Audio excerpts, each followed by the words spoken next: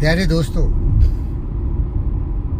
हम एक भारतीय हैं और भारत माता की गोद में ऐसे अनेक महापुरुष हुए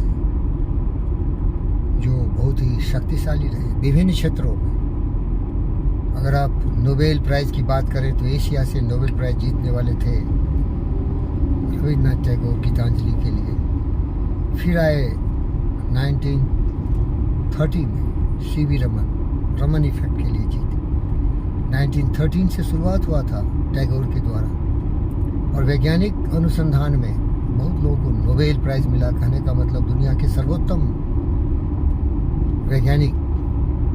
कलाकार में भी एक से एक महान कलाकार हुए, साहित्यकार हुए, कवि हुए, लेखक हुए, एक से एक सूरवीर महापुरुष हुए। छत्रपति शिवाजी महाराज, पृथ्वीराज चौहान, महाराणा प्रताप, एक से एक महान सेनानी हिंदुस्तान की धरती पर जन्म लिए। अगर आप पूर्वजों की बात करें तो महाभारत की रचना करने वाले श्री कृष्ण और रामायण के नायक रामचंद्र जैसे चरित्र का भी यहाँ प्रादुर्भाव हुआ। एक से एक ज्ञानी, बुद्धिमान, विचारवान, सर्वशक्तिमान व्यक्ति से भारत माता की गोद हमेशा से सम्मानित और सुशोभित रही। प्यारे दोस्तों, अगर आप सबों के चरित्र का विवेचन करेंगे तो उसमें एक से एक महान योगी का परिचय मिलता है। हर हर शिव शंभु महादेव, जिसे हम आदि योगी कहते हैं, आदि गुरु कहते हैं, इतने महान, इतने उदार कि जब समुद्र मंथन में जहर निकला तो मानवता और सृष्टि और जीव जंतुओं पूरे विश्व के कल्याण के लिए, ब्रह्मांड के लिए उन्होंने जहर भी पी लिया। लेकिन जब अनादर और अपमान हुआ तो त्रिनेत्र खोल के सर्वनाश भी कर दिया। प्यारे दोस्तों, मैं जो बात कहना चाहता हूँ कि हमको शिव शंभो हर हर महादेव की तरह दयालु, करुणा में भगत सिंह, चंद्रशेखर आज़ाद, सुभाष चंद्र बोस की तरह देशभक्ति का नशा होनी चाहिए।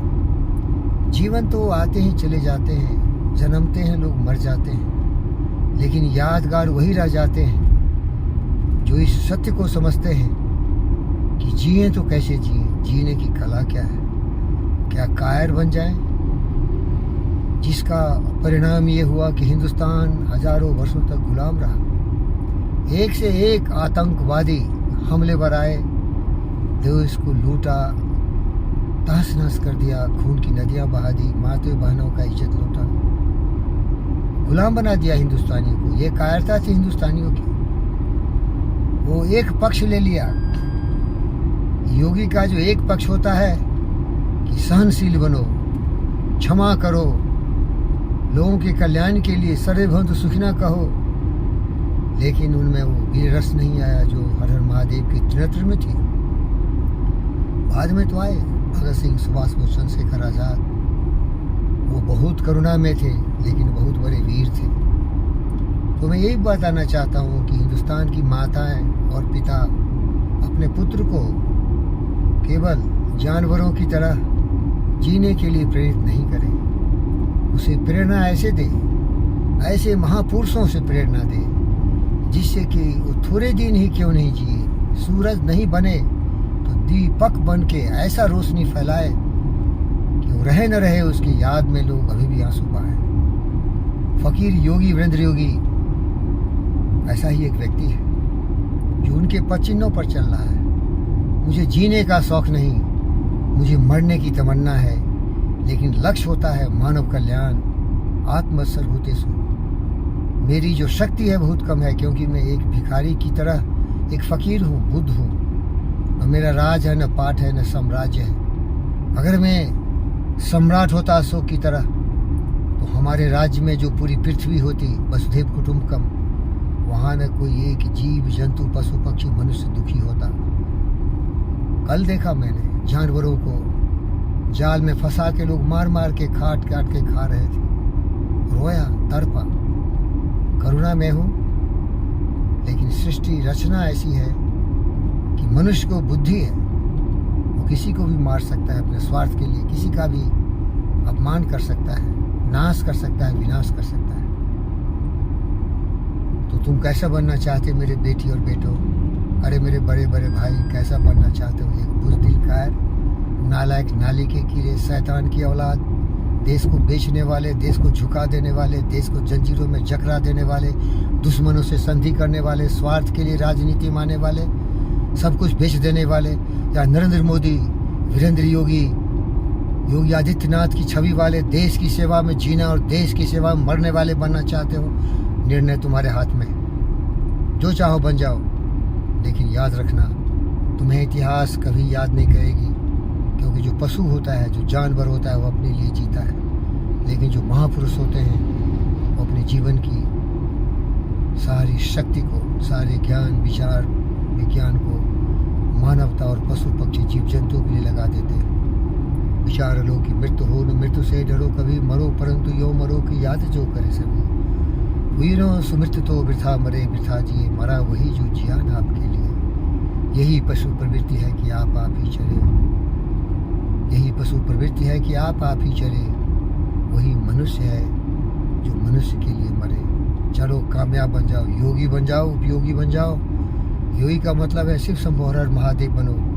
एक हाथ में त्रिशूल, तांडव नृत्य करके विनाश कर देना दुश्मनों का, और दूसरे करुणा में कि दुनिया के कल्याण के लिए जहर को भी पी लेना।